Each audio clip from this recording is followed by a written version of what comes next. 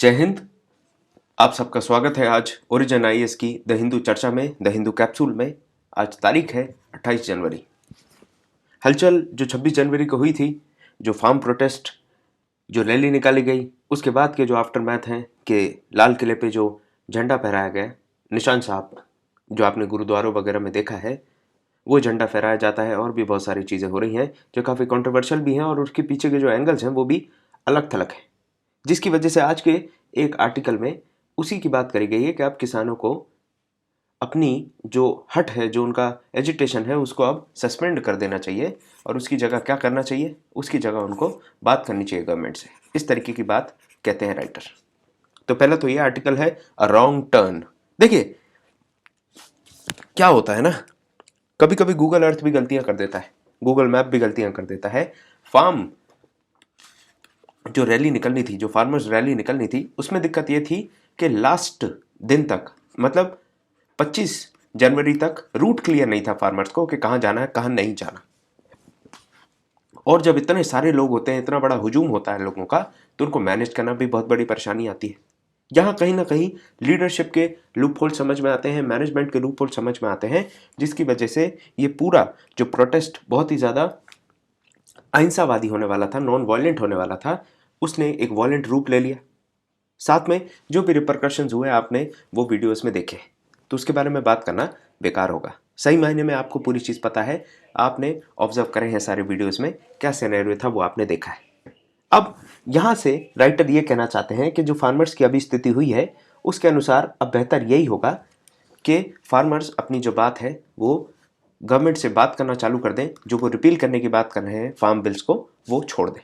यहाँ पर बताया जाता है कि 300 जो पर्सनल है, पुलिस पर्सनल्स, वो इंजर हुए हैं, 40 जो हैं वो सीरियसली इंजर्ड हैं, और भी तमाम डेटाज और फैक्ट्स रखे जाते हैं जो हमारे काम के नहीं हैं। सही मायने में पूरे आर्टिकल से आपको थोड़ी बहुत इंसाइट मिलेगी कि किस तरीके से आफ्टर मैथ हुआ था इस चीज़ का। अगर आपको इंटरेस्ट है तो पढ़ सकते हैं, लेकिन यूपीएससी पॉइंट ऑफ व्यू से ये हमारे काम का नहीं है। ये पूरा आर्टिकल बेकार है हमारे लिए। आते हैं सीधे हाथ के आर्टिकल पे, revise the text of budget speech.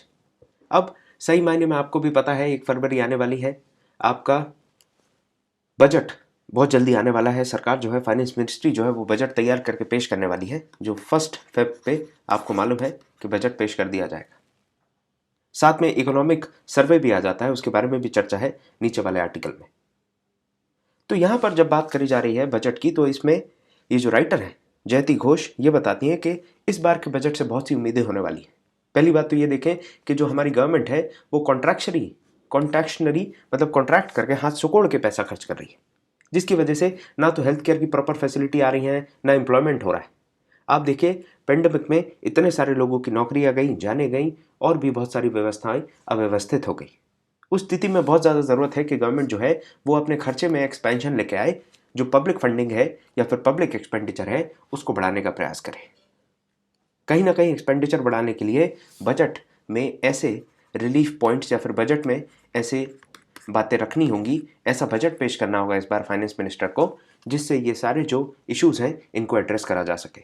और इसी से संबंधित ये पूरा राइटिंग है, ये पूरा जो आर्टिकल है एडिटोरियल उसी से संबंधित है। यहाँ पर कुछ डेटा और फैक्ट्स भी पेश करे जाते हैं जो हमारे काम के नहीं है। सही मायने में यहाँ पर बात जो करी जा रही है वो यही करी जा रही है कि गवर्नमेंट को एक बैलेंस एस्टैब्लिश करके चलना है। आरबीआई ने बढ़िया कदम उठाए हैं, किस तरीके से रेपो रेट कंटिन्यूसली कम होती गई, 135 बेस पॉइंट रेपो रेट कम करी गई इसी दौरान, ताकि मार्केट में इन्फ्लेशन से लड़ा जा सके। इसके साथ में कहा जाता है कि मॉनेटरी और फीजल, मतलब एक तरफ आरबीआई अपना काम करे, दूसरी तरफ गवर्नमेंट अपना काम करे, दोनों को मिलके चलाना होगा, तभी जाके हमारी इकोनॉमी जो है वो रिवाइव कर पाएगी। ये आर्टिकल आज आपके काम का है, आप इसको पढ़ सकते हैं। तो पहला आर्टिकल आज का जो है वो बजट से संबंधित है, जो आपको पढ़ना है। दूसरा आप देखें, keep the wheel of economic recovery turning. अब यहाँ जो इकोनॉमिक रिकवरी की बात करी जाती है, तो उसमें भी बताया जा रहा है किस तरीके से पेंडेमिक के समय हम -23.9 तक पहुँच गए थे, उसके बाद धीरे धीरे रिकवरी होती है। दूसरे आप देखेंगे जब चेंज आता है, धीरे धीरे हमारी जो मार्केट है वो उठती है, तो आप देखिए फर्स्ट क्वार्टर में 7.5 के आसपास हम पहुंच जाते हैं। और देखा जा रहा है कि जो हमारा रिवाइवल है, इकोनॉमिक जो ग्रोथ है वो धीरे धीरे बेटर होती जा रही है। हम वी कर्व की तरफ, वी रिकवरी शिफ्ट कर्व की तरफ आगे बढ़ रहे हैं, इसके बारे में चर्चा हो रही है। और भी बहुत सारे मेजर्स के बारे में बताया जा रहा है कि बजट में कौन कौन सी चीज़ें हमें इनकलकेट करनी चाहिए। तो ये दोनों आर्टिकल जो है वो आपको कंबाइन करके पढ़ने हैं। इसके साथ में प्रेसिडेंट जो है अमेरिका के भी बदल गए हैं और अमेरिका में भी बजट आने वाला है, जिसमें बाइडेन प्लान जो है वो 1.9 ट्रिलियन का होने वाला है, जिसमें पेंडेमिक रिस्पॉन्स से लेके और भी बहुत सारी चीज़ें होने वाली है। जो भी ग्लोबल फाइनेंशियल क्राइसिस हैं उन सब से भी डील करने की बात करी जा रही है। तो ये एक इंपॉर्टेंट आर्टिकल आपके लिए है।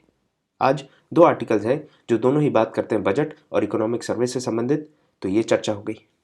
साथ में एक और बड़ी चर्चा है जो है ट्रबलिंग ट्रेंड्स। अब देखिए गजब की बात यह है, ऐसा बताया जा रहा है कि 1000 जो पैसे वाले लोग हैं, वो ऑक्सफैम की एक रिपोर्ट आई थी, आपने कल परसों देखा होगा। जो ये 1000 पैसे वाले लोग हैं यही सही मायने में पूरी दुनिया को चला रहे हैं और इनके पास इतना पैसा है कि सारी दुनिया के जो गरीब हैं उनको मिला दीजिए उतना पैसा इनके पास है। और एक चौंकाने वाली एक स्टडी भी सामने आती है, वो कहते हैं कि एक अनस्किल्ड लेबर को जितना पैसा कमाने में 3 साल लग जाते हैं उतना पैसा ये अमीर लोग 1 सेकंड में कमा लेते हैं। तो इस तरीके की भी बातें हैं।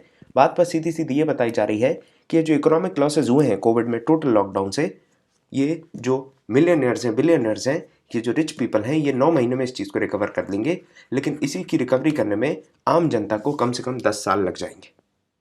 साथ में ये भी कहा जाता है कि ये जो लॉकडाउन का समय रहा इसमें 35% इनकी जो वेल्थ है उसमें इंक्रीमेंट हुआ है। ऐसे डेटाज आ रहे हैं जो आप जब भी एगैलिटेरियन सोसाइटी या फिर सोशल इश्यूज़ के बारे में लिखते हैं या फिर टैक्सेशन के बारे में लिखते हैं, तब आप प्रोग्रेसिव टैक्सेशन सिस्टम के बारे में जब लिखें तो आप ये सारी चीज़ें ऐड कर सकते हैं कि टैक्स ऐसा होना चाहिए जैसी इनकम है उस हिसाब से टैक्स हो, इनकम ज़्यादा तो टैक्स ज़्यादा, इस तरीके का एक हमें बनाना चाहिए क्योंकि इनइक्वालिटीज़ हमारी हर दिन दिन ब दिन बढ़ती जा रही है। साथ में जब आप सोशलिज्म के बारे में लिखते हैं तो ये लिख सकते हैं किस तरीके से जो कैपिटलिज्म है आज के समय में उसको लिंक करके देखा जाता है कि कैपिटलिज्म जो एक डेमोक्रेटिक सेटअप में ग्रो करता है उसकी वजह से कितनी ज़्यादा इनइक्वालिटीज़ बढ़ रही हैं। सोसाइटी की इनइक्वालिटीज़ पे चर्चा करेंगे जब आप, तो आप इन आर्टिकल के जो फैक्ट्स हैं उसको देख सकते हैं। तो आज की चर्चा में ये 3 इंपॉर्टेंट आर्टिकल्स हैं जिसमें सबसे महत्वपूर्ण तो ये और ये है। सही मायने में देखें तो अभी बजट आने तक तो ऐसी चर्चा चलती रहेंगी और इसी प्रकार के आर्टिकल्स आएंगे। बहुत सारी जगह पर अटकलें लगाए जाएंगे कि किस तरीके का बजट आने वाला है, हमारे जो फाइनेंस मिनिस्टर हैं वो किस प्रकार का बजट देने वाले हैं। तो यहाँ पर चर्चा समाप्त होती है आज की। कल मिलते हैं आपसे 29 जनवरी की चर्चा में। तब तक के लिए बहुत बहुत धन्यवाद।